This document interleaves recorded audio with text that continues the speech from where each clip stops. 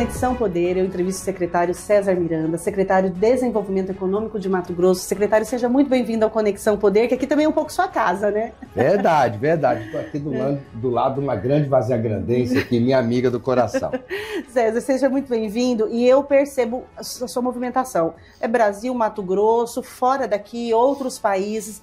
Desenvolvimento Econômico de Mato Grosso, que tem uma importante presença no cenário econômico do país. Então, para a gente começar, situa Mato Grosso nessa esfera econômica, quando a gente pensa balança comercial, exportação, como que o Mato Grosso se enquadra aí? Olha, se nós pegarmos as 5 regiões que mais produzem no mundo, Mato Grosso é a que mais produz e mais preserva o meio ambiente. Se nós fôssemos um país, seríamos o 4º produtor de soja do mundo. Brasil, Estados Unidos, aí tem ano que a gente passa a Argentina, mas a Argentina normalmente produz mais que Mato Grosso ainda. Então, Mato Grosso tem uma importância para a segurança alimentar do planeta gigantesca, uma importância para a economia brasileira muito grande, porque é a locomotiva do agronegócio brasileiro, que é quem segura a nossa balança comercial. Ponto. Né? E tem uma responsabilidade muito grande e sabe da sua responsabilidade. E o mais impressionante é que nós fazemos tudo isso, somos os maiores produtores de soja, de milho, de algodão, de gergelim, o maior rebanho bovino do Brasil, o maior produtor de etanol de milho, o maior produtor de biocombustível e o primeiro exportador de feijão, mas o primeiro exportador de feijão, e fazemos tudo isso em 40% do nosso território, nós preservamos 60% do nosso território. Então, é um motivo de orgulho muito grande aquilo que Mato Grosso representa para o Brasil e para o mundo. E estamos aí, crescendo cada vez mais, a logística melhorando, atraindo mais investimentos, começando a agregar valor na nossa produção de proteína animal e vegetal, quer dizer, eu costumo dizer que Mato Grosso é só daqui para frente. E esse posicionamento, né, do agro, dos empresários, né, dos agricultores, pecuaristas, ele se deve muito ao olhar sensível do governo na criação das políticas públicas, incentivos fiscais, logísticas? Olha, o grande diferencial desse governo do Mauro e do Pivetta que foi um governo do diálogo. Todas as políticas econômicas que foram construídas de 2019 para cá, e é mesmo aquelas que estão sendo construídas nesse momento, foram construídas sentando à mesa com a iniciativa privada, com os segmentos econômicos organizados. E aí é outro motivo de orgulho. Os segmentos de Mato Grosso são extremamente organizados e profissionais. A ProSoja, a AMPA, a Profi, a Prosmate, que é a da semente, todos. Então, esse diálogo constante e essa sensibilidade faz que a gente construa políticas de Estado, como eu gosto de dizer, não de governo. Seja quem for o sucessor do governador Mauro Mendes, seja ele quem for, ele não consegue mudar as políticas. Incentivo fiscal. Mato Grosso é o único estado do Brasil que incentivo fiscal é uma adesão, não tem burocracia, é isonômico, não tem onerosidade para o empresário. É o pequeno, médio e grande. Né? Todos têm no mesmo segmento econômico, todas as empresas que estão ali têm o mesmo percentual. Então, isso não existe no Brasil. Eu recebo empresas diretas, porque eu tive investindo em tal estado, não vou citar nomes aqui, e lá me deram X%. Falei, pois é, mas lá você teve que assinar um contrato, né? Como era aqui no passado. Tive. E qual é o ônus desse contrato? Eu tenho que fazer isso, eu tenho que fazer aquilo, eu tenho que cumprir tal meta. Falei, pois é, aqui não tem nada disso. Aqui você precisa só investir, gerar emprego, gerar renda.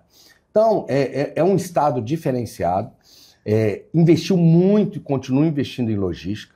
Só para vocês terem uma ideia. Isso eu ia te falar, porque a logística sempre foi um entrave, uma dificuldade. E como a Secretaria de Desenvolvimento ela é transversal, ela precisa da atuação dos demais secretarias, a logística a gente avançou. Olha, vamos dizer, qual é o único estado do Brasil que tem uma ferrovia privada estadual sendo construída? Nos outros não tem nem federal, mas estadual. Não tem nem federal privada, tá? Concessão privada. Concessão federal com investimento privado. Só Mato Grosso, nós temos uma ferrovia que está saindo de Rondonópolis e vai até Lucas do Rio Verde.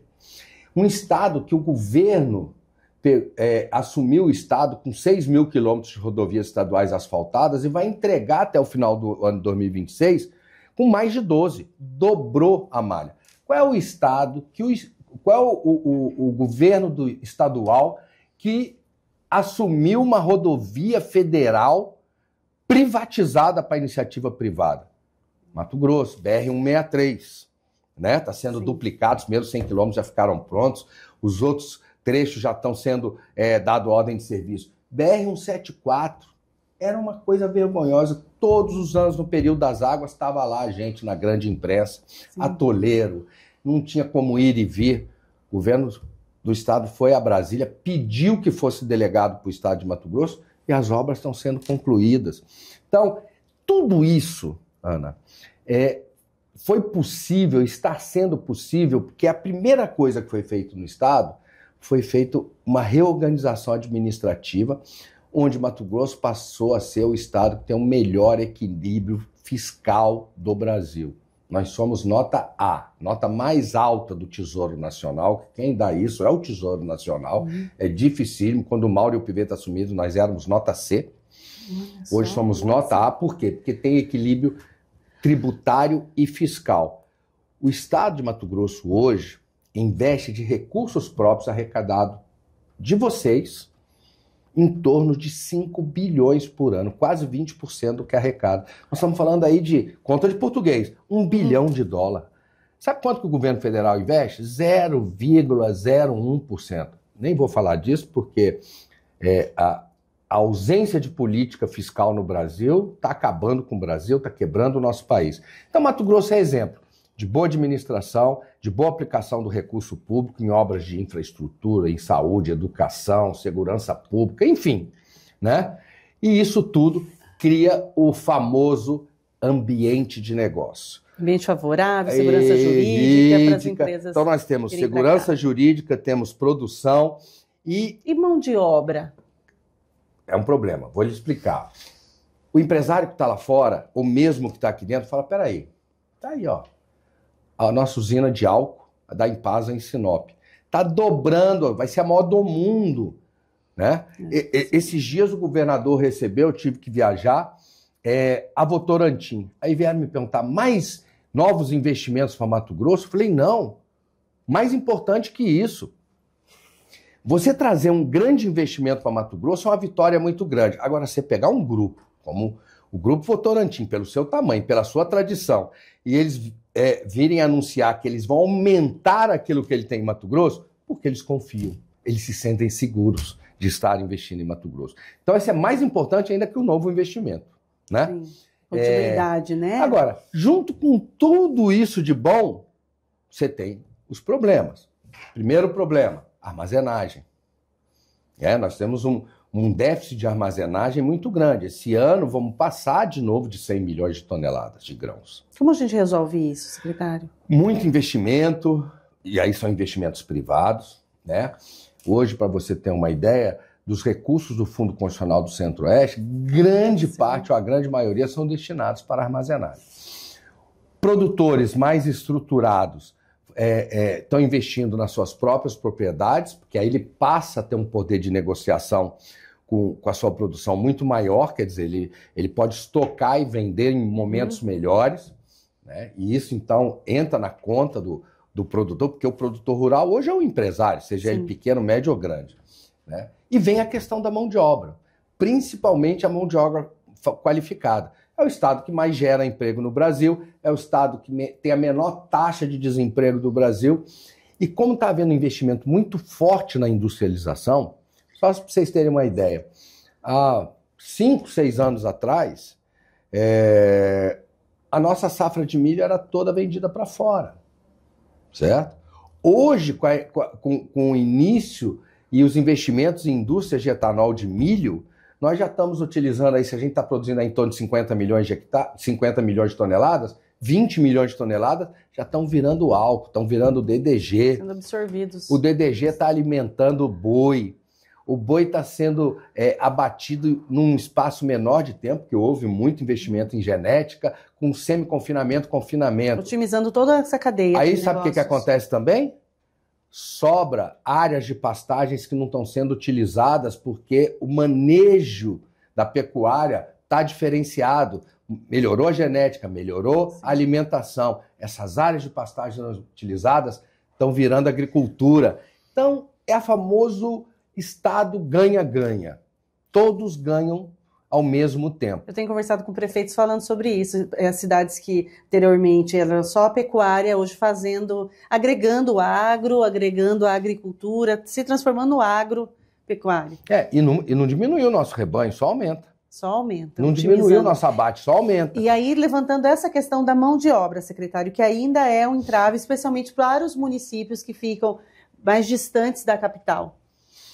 Olha, as empresas que vêm investir, normalmente elas trazem uma parte dessa mão de obra qualificada do estado de origem, e aí vem um grande programa do governo do estado, com a parceria com o Sistema S, Senai, Senar, o Senac, qualificando essa mão de obra. A própria nossa Secretaria de Ciência e Tecnologia tem escolas, hoje não se chama mais escolas técnicas, tem um nome, desculpa, que estão qualificando os nossos jovens para que a gente possa ter essa mão de obra que está faltando, certo? Mas é muito difícil. Eu não saberia dizer dados de cabeça agora, mas a população de Mato Grosso tem crescido ano a ano. O que é isso? São essas pessoas que vêm buscar novas oportunidades de outros estados da Federação Brasileira. Tanto que vai aumentar até o número de deputados. Você viu aí? Sim, isso o quê? Por quê? Porque aumentou a população. Sim, Mato Grosso continua sendo uma terra de oportunidades. Muito grande. Secretário, o senhor esteve recentemente em Brasília, a gente está vivendo toda essa questão também do tarifaço. Como que o senhor avalia esse impacto? Eu ouvi entrevistei muita gente. Vários disseram que é uma oportunidade de novos mercados, que isso não vai impactar tanto assim. Outros já manifestaram a preocupação do impacto, de inicialmente uma perda importante, mas que o Brasil e Mato Grosso especialmente tem potencialidade de conquistar outros espaços. Considerando também agora, né, a nossa carne livre de aftosa, eu fiz a entrevista sobre isso, sem vacinação, de oportunidade de entrevistar o diretor técnico da Climate, e isso assim, é importantíssimo. E nesta situação que a gente vive hoje, tarifaço, este selo se mostrou ainda mais essencial, né, para dizer que o que a gente produz aqui tem qualidade para qualquer lugar do mundo. Olha, primeiro é importante informar o seguinte: se Mato Grosso hoje tem um status de livre de aftosa sem vacinação, porque esse governo, junto com o pecuarista, com a iniciativa privada, investiu mais de 100 milhões de reais nos últimos 6 anos. Não é fácil você atingir isso. Você manter o nosso rebanho bovino e suíno livre de uma doença, sem a profilaxia, você precisa de ter uma fiscalização, uma mudança de hábito muito grande. Vamos lá. Primeiro, essa questão do tarifaço, a população está recebendo muita informação, assim, como eu diria, muito poluída. Primeiro, os Estados Unidos está fazendo isso, não fez com o Brasil, não, fez com o mundo. Ontem aumentou a da Índia para 50%. Sim. Né? Aumentou Japão, aumentou Comunidade Econômica Europeia, Canadá, México, que são vizinhos, são grandes parceiros. Eu não vou entrar no mérito, quem sou eu, mas isso é uma decisão de um país, que é o país mais rico do mundo, que é os Estados Unidos, de mexer no comércio mundial, porque ele está mexendo no comércio mundial. E o Brasil, que num primeiro momento ficou fora, ficou com 10%, num segundo momento foi para 50%. Aí depois os Estados Unidos, dias antes de iniciar, que iniciou dia 6, foi prorrogado, era dia 1º, foi para dia 6, retirou uma série de produtos. Aí vem aqueles que falam assim, os Estados Unidos cedeu. Não cedeu nada. Ele tirou aquilo que não é interesse dele, que ele precisa, e que não é interesse dele taxar. Ponto. Para o Brasil é muito ruim. Primeiro porque nós estamos falando da nação mais rica do mundo, de uma nação que investe no Brasil. Hoje, dos investimentos estrangeiros no Brasil, eu vi esse dado hoje, quase 30% são de empresas americanas. Nós estamos falando aí de bilhões de dólares. Então, essa falta de comunicação diplomática, comercial, esse afastamento é muito ruim. Isso não pode acontecer, eu acho que chegou no limite.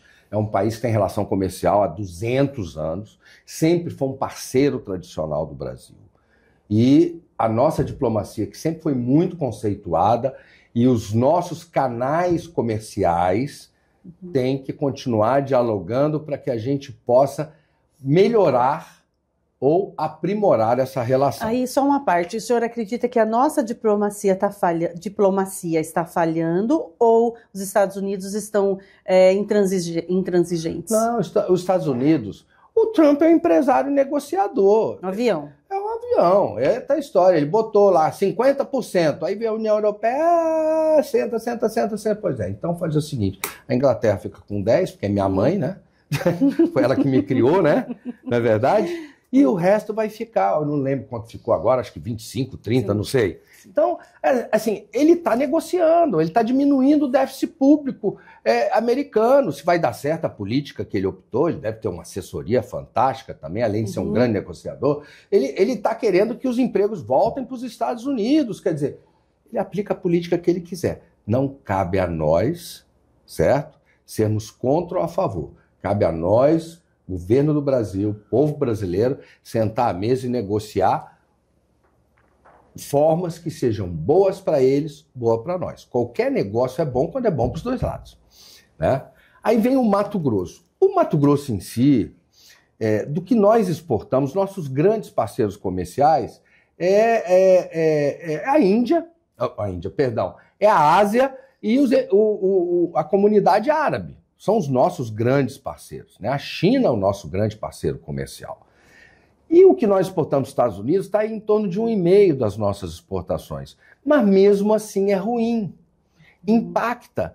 Fora que, do momento que eu tenho um grande parceiro comercial, mas eu tenho outras opções de negociação, a nossa negociação se dá num patamar. Do momento que todas as opções ou as grandes opções se fecham, até aquele parceiro pode querer utilizar isso comercialmente. Falar, bom, então, agora só sobrou nós dois, né? Vamos renegociar o que está acontecendo. E a retirada da vacinação da aftosa possibilita, e aí não foi só Mato Grosso, saiu o Brasil como um todo, possibilita a abertura de novos mercados para a nossa carne, que, num primeiro momento, a carne de Mato Grosso, junto com a madeira sustentável, são os segmentos mais atingidos da economia de Mato Grosso.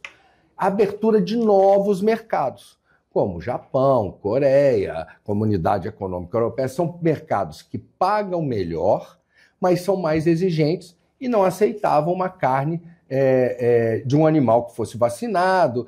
Muitas vezes a vacina dava hematoma também na carne, no couro. Então, agora isso acabou, né? Agora é um trabalho do governo federal de regulamentar essas parcerias comerciais. Ter agilidade, né? A gente tem expertise para ter agilidade nessas negociações, para que não sofra tanto impacto à ponta. Com certeza. A indústria frigorífica bovina depende dessa política que é construída pelo Ministério da Agricultura e, obviamente, o empresário matogrossense brasileiro vai se adaptar às exigências desse mercado que vai aparecer. Só para você ter uma ideia, do final do ano passado para cá, Mato Grosso já abriu novos 7 mercados para exportar carne brasileira. México é um deles, está aí.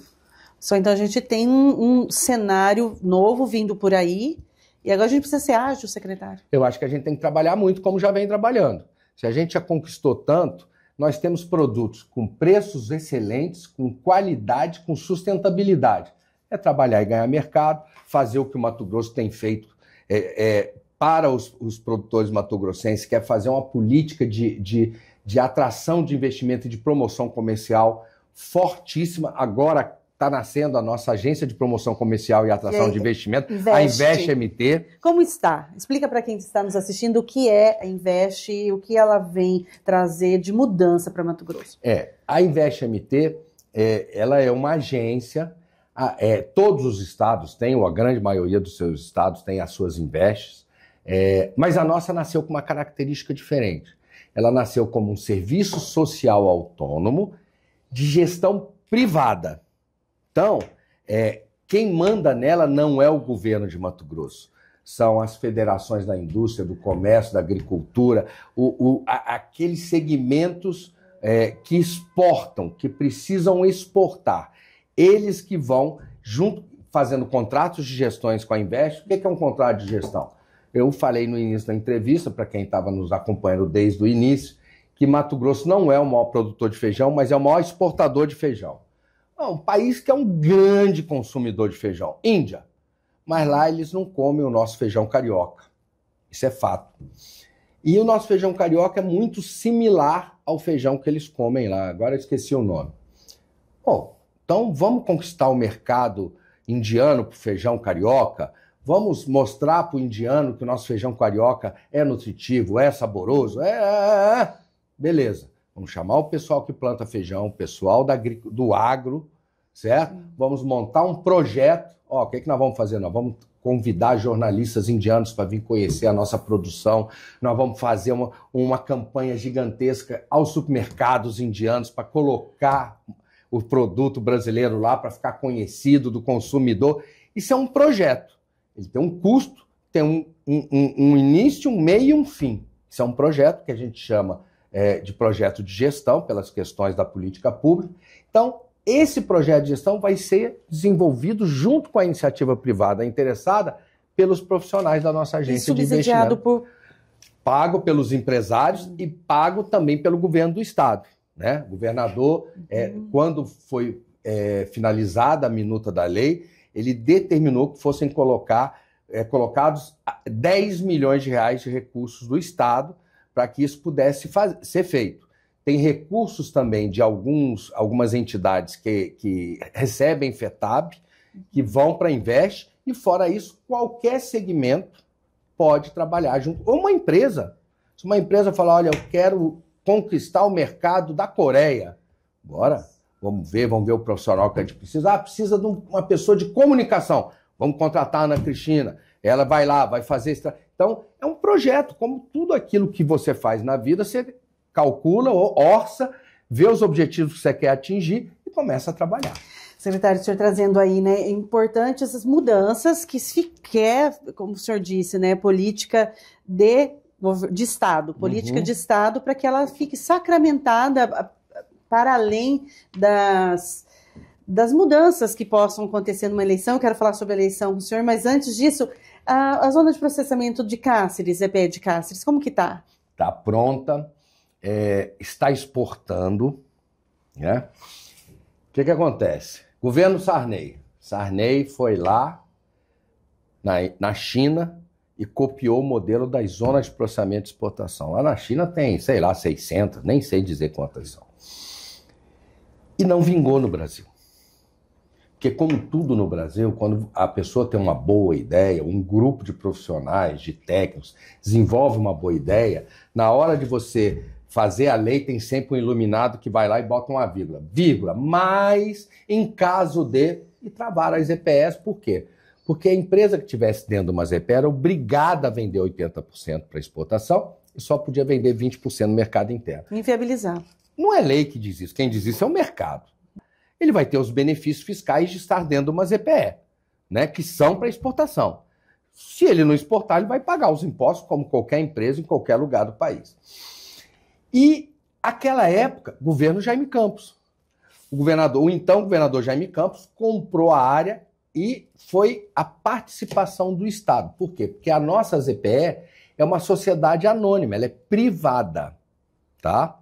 Agora vai se tornar pública porque o governo do Estado fez um aporte de capital para mantê-la funcionando até ela pegar ritmo, e aí vai ter maioria do capital.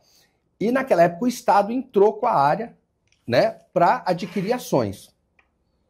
Uma empresa acreditou no projeto. E não só comprou ações, como se instalou lá. E a ZPE não saiu. E não saiu em Cáceres, não saiu no Brasil. A única que vingou, e eu visitei agora recentemente, um fantástico, foi Pecém no Ceará. Por quê? À época, uma mineradora coreana, agora é uma suíça, americana, sei lá, porque essas empresas que compram as outras, tem tanto acionista, né, que compram minério da Vale do Rio Doce, faz chapas de aço e exporta. Então, foi uma coisa específica. No final do ano 2024, o governo do estado do Piauí conseguiu alfandegar a sua ZPE de Pecém, e o governo do estado de Mato Grosso conseguiu alfandegar a sua ZPE de Cáceres. O que é alfandegar? Alfandegar é a Receita Federal dizer que aquele espaço, aquele distrito industrial, ele é um espaço controlado pela Receita. Não sai nada nem entra nada que não seja fiscalizado pela Receita. Então, isso é uma ZPE, é um distrito industrial alfandegado. E nós somos tão sortudos e tão abençoados. O Parnaíba, lá no Piauí, está buscando atração de empresas, como nós estamos também. Mas nós já tínhamos a TRC lá dentro. Então, ela já está exportando. A TRC é a antiga Floresteca, é uma empresa que mexe com produtos de madeira. E está exportando forro, taco, piso, né? E não é para os Estados Unidos. O mercado deles... Está garantido, está protegido. O mercado deles é Vietnã, é Ásia. Então, estão começando a pegar ritmo, porque do momento que você tem todos os incentivos tributários e cambiais, você está dentro de uma ZPE, uma empresa que está dentro de uma ZPE... É uma segurança, né? Além da segurança jurídica, por exemplo, a grande questão para mim é o incentivo cambial. O que é isso? Se eu tenho uma empresa aqui em Mato Grosso e eu vendo para fora do Brasil, eu recebo em dólar e tenho que trazer esse dólar aqui para dentro. Então tem a questão do câmbio, tem uma série de questões. Quem está numa ZPE, não. Ele recebe em dólar, pode deixar esse dinheiro lá fora. Fazer a conversão. Não precisa fazer a conversão, ele continua operando com esse dinheiro lá fora. Claro que vai ter que declarar, mas ele só vai precisar trazer dinheiro se ele precisar de fazer algum investimento aqui. Mas, por exemplo, ele vendeu, recebeu em dólar e vai estar comprando uma nova máquina. Você não fez 2 câmbios, você não perdeu, ainda mais que esse aumento do IOF aí, quer dizer, então é uma vantagem competitiva muito forte. Mato Grosso hoje tem condições que quase nenhum estado tem no Brasil. Produção, logística, zona de processamento e exportação. Nosso aeroporto está internacionalizado. Eles já estão começando a vir os voos cargueiros, porque nós podemos exportar produtos de valor agregado mais alto, certo? Que comportam frete aéreo, isso dá uma mobilidade gigantesca, uma agilidade. Então tem muita coisa para acontecer aqui no Mato Grosso e, como eu costumo dizer, é só daqui para frente. E aí, sendo um estado tão promissor, tão sólido, nessa robustez que estamos vivendo, com isso também a gente pode imaginar que as próximas eleições para governar esse estado tão próspero, pronto para, né, porque o estado ele vem crescendo, vai ser muito acirrado. Muitos, eu digo assim, a definição dos candidatos vai ser muito acirrada. Olha, com certeza. Assim, o senhor tem um olhar sobre política, né? Está nesse percurso político há muito tempo. E aí, muitas vezes, fica entre figuras muito importantes, com destaques, robustez política. E aí, secretário? Lá vem a pegadinha. Não, eu não tenho essa preocupação. A gente faz? Eu penso muito assim. Em 2018, nasceu um grupo político muito sólido em Mato Grosso, que é representado pela eleição de Mauro Mendes para governador, de vice, de Otaviano Pivetta para vice e de Jaime Campos para senador. Ali nasceu um grupo político muito forte. Quando chegou em 2022, que o Mauro e o Pivetta foram para a reeleição, agregou o PL. Esse grupo elegeu o Wellington Fagundes. Esse grupo teve como candidato único o Wellington Fagundes para o Senado. E aí o Mauro ganhou no primeiro turno, como ganhou na primeira eleição também. O Wellington, disparadamente mais votado. Agora nós vamos para 2026. E agora? E agora? Este grupo que começou em 2018 tem que ter, e eu acho que tem, primeiro, um elevado espírito público. Nenhum dos líderes desse grupo, como Mauro, Pivetta, Jaime, o próprio Wellington, quem mais? Cidinho, que é um grande... Cidinho, né? Esteve aqui nessa cadeira com parceiro. Eu os conheço há muitos anos, uns há mais tempo, como Cidinho e Jaime, alguns há menos tempo, como Mauro e Pivetta, mas afirmo que são todos homens de elevado espírito público, que não precisam de mandato para sobreviver. Muito pelo contrário, eu acho que eles perdem dinheiro na vida pessoal porque deixam de trabalhar para si para trabalhar as causas públicas, né?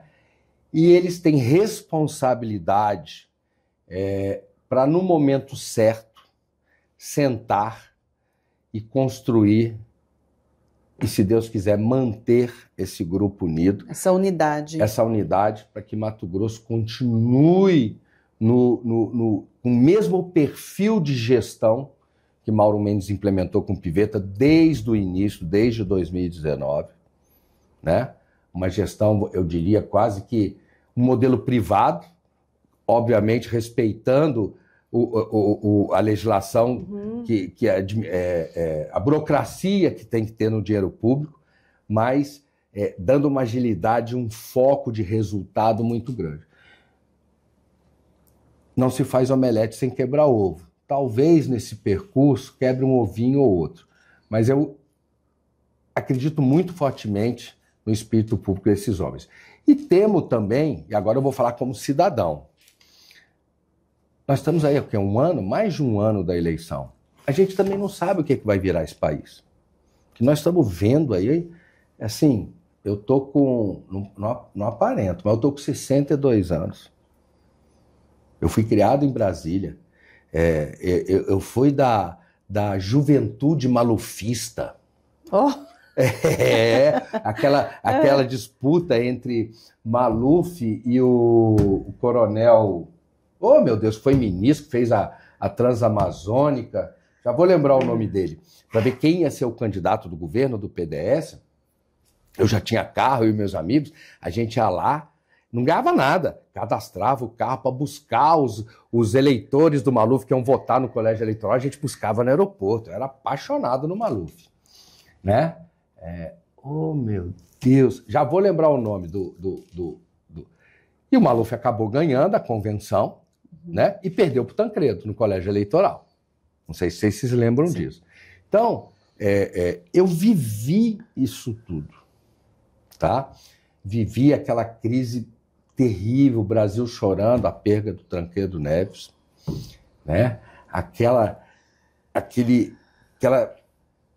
E aí? O Sarney assume, vão deixar o Sarney assumir, o Brasil fecha de novo, não, vai continuar a abertura, né? Tudo aquilo... Direta já. E assim, de Oliveira, como eu morava em Brasília, e eu já era estudante universitário, além de eu ver isso na imprensa, os amigos, um era sobrinho de não sei quem, outro era filho de não sei quem. Você vivia isso, né, no seu dia a dia. Aquilo fazia parte do dia a dia de nós todos, inclusive do meu. Mas a gente tinha uma concepção muito grande, né?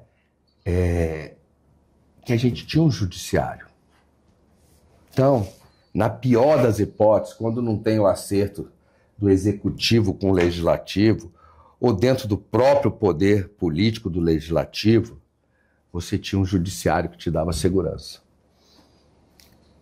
Eu não tenho lembrança de ninguém da minha geração que soubesse o nome de um ministro do Supremo Tribunal Federal. Até pouco tempo atrás, nenhum de nós. Hoje virou isso. Você não sabe quem manda no país. Não vou entrar no mérito se as decisões estão certas ou estão erradas. Eu não sou advogado. Né? Outro dia eu estava conversando num grupo, você é de direita. Eu, na minha juventude, meu apelido era Reaça, que eu sempre fui de direita mesmo. Não estou falando isso porque Mato Grosso virou direita, não é nada disso, sempre fui mesmo. Eu fui malufista, para você ter uma ideia. Né? Não fala mais nada. Mais nada. Né? Mas assim, hoje a gente tem isso aqui e eu gosto de escutar algumas pessoas. E uma que eu escuto muito é um homem acima de qualquer suspeita e que, assim, pode ter conhecimento jurídico e constitucional como ele, chama Ives Gandra. Acho que ele está com uns 90 anos, ele está falando sentado, não sei se já assistiu. Sim. Assistam. Sim. Gente, a filha dele foi secretária nacional no governo do Bolsonaro, ela esteve em Várzea Grande, a filha do Ives. Ah, é? Ela foi secretária nacional assim, dentro do Ministério da Damares. Professor de Direito Constitucional, catedrático da USP, conhecido internacionalmente, e ele faz análises jurídicas sobre o Código de Processo Penal, sobre a nossa Constituição, que você fica muito triste. A verdade é essa, muito triste. Secretário, a gente estaria vivendo um momento em que, até por conta dessa rapidez de internet, de informação, muitas vezes informações fake news, informações superficiais, sem aprofundamento histórico, cultural, vivendo muitas paixões, né, ideológicas. Então, a paixão, seja de que lado for, direita ou esquerda, isso faz com que criemos aí um filtro no olhar e não consigamos mais distinguir, porque não é nem questão de direita ou esquerda, mas questões muitas vezes relacionadas ao mesmo assunto, dependendo do lado que está, quem está do lado oposto já questiona. Isso é horrível. Qualquer posição extremada é horrível. O Brasil tem problemas sérios. A gente não tinha que estar discutindo isso, se a prisão do ex-presidente Bolsonaro foi justa ou injusta. Eu acho injusta. Eu nunca vi, se alguém conhece um caso, me desculpa, assim, pode ser o pior assassino, o pior terrorista, o pedófilo mais asqueroso, pegar prisão perpétua, que nem tem isso no Brasil, mas pode receber visita da família. Eu nunca vi isso. Um preso que ainda não foi condenado. Agora foi liberada a visita dos filhos. Ah, foi liberado? Eu li agora que foi liberada a visita dos filhos. Isso aí é surreal. Fala, mas vem cá, nem na ditadura, nem na ditadura, os filhos podiam visitar os presos. Às vezes tinha um que você não sabia onde visitar, dava uma sumida, mas aí eles depois... Secretário, mas aí quando a gente observa, então, né, o senhor está dizendo de excessos do judiciário. Faltou posicionamento lá atrás do Congresso? Olha, eu acho que foi uma sucessão de erros. Para chegar nessa situação, sob o seu ponto de vista? Há uns 3, 4 anos atrás, eu nem sei se tem esse programa ainda, tinha um programa na Bandeirante à noite que eu gostava muito de assistir. Não lembro o nome, Canal Livre, com o Fernando Mitre. E ele estava entrevistando um dos homens mais inteligentes desse Brasil, que se chamava Antônio Delfim Neto. Sim. Né? Perdemos ele agora. Esse programa é um clássico, claro. Vários trechos recortados que... E o Fernando Mitre falou assim, o problema é que estão judicializando a política. O Delfim falou, não, é muito pior do que isso. Estão politizando o judiciário. O judiciário, o símbolo da justiça é uma senhora com a vendinha tampada assim, segurando uma balança. A justiça tem que ser cega, tem que ser surda, tem que ser muda. Quando você vê um ministro do Supremo fazendo discurso, falando de milícia, o que é isso? Então você está anunciando, está pré-julgando umas... Quer dizer, eu não estou... assim, não é aquilo que eu acho que é o correto para o Brasil. Fora que, repito, isso não devia ser o mais importante para o Brasil nesse momento. O mais importante para o Brasil é a geração de emprego, é tirar as pessoas da miséria, entendeu? É corrigir o déficit público, que está uma coisa astronômica, é discutir projetos no Congresso Nacional, junto com o Executivo, com a sociedade, de segurança pública. Você não pode mais sair de casa hoje no Brasil, você liga a televisão... É só assalto de celular em São Paulo, não sei o que, é polícia subindo o morro, o caminhão com mercadoria roubada. É só questão policial. Onde que está a nossa liberdade, nosso direito de ir e vir? Sim. E para a mulher, então?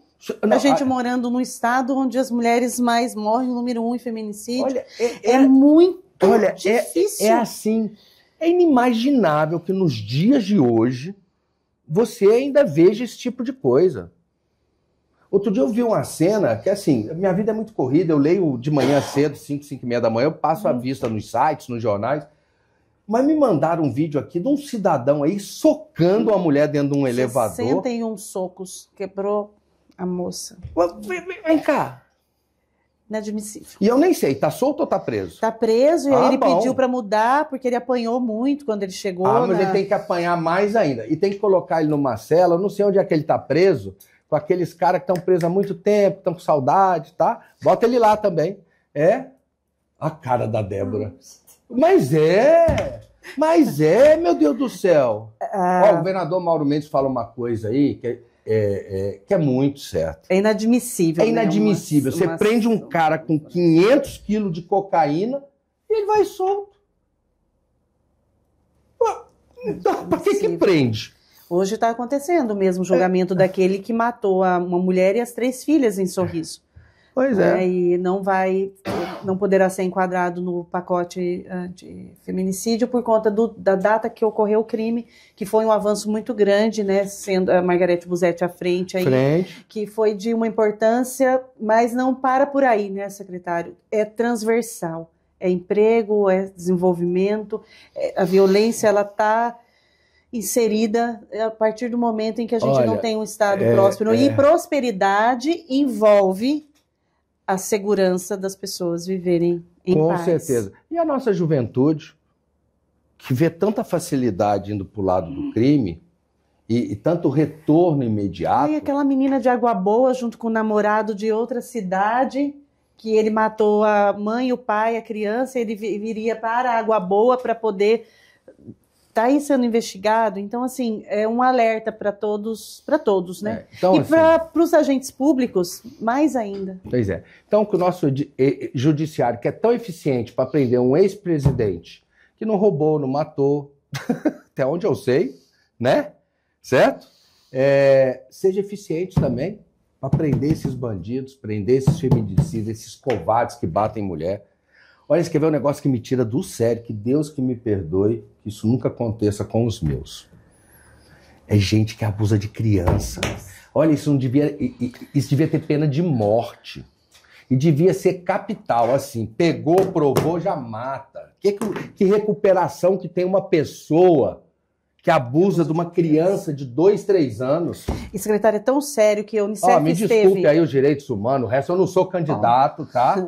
Mas é um absurdo. O Unicef esteve recentemente aqui fazendo uma apresentação, aumentou em 450% mortes intencionais de crianças de 0 a 9 anos em Mato Grosso.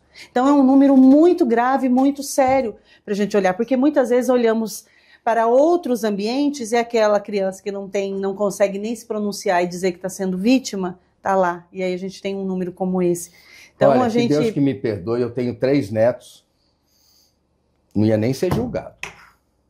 Secretário, eu quero agradecer demais a sua presença aqui, deixar a Câmara aberta para suas últimas considerações. Olha, o final foi terrível. Foi terrível. Mas é real, é a realidade. Infelizmente, essa é uma realidade que cabe a nós. A nós. Não é governo, não é polícia, não é judiciário. Somos nós.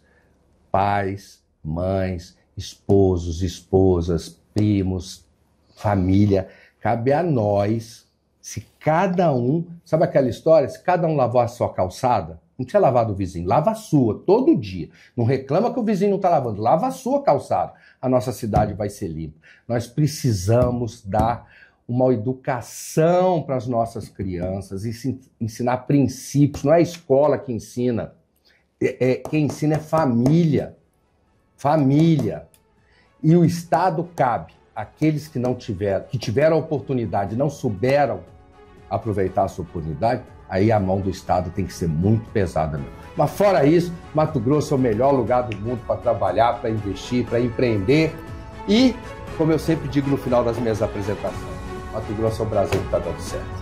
Secretário César Miranda, meu entrevistado de hoje no Conexão Poder.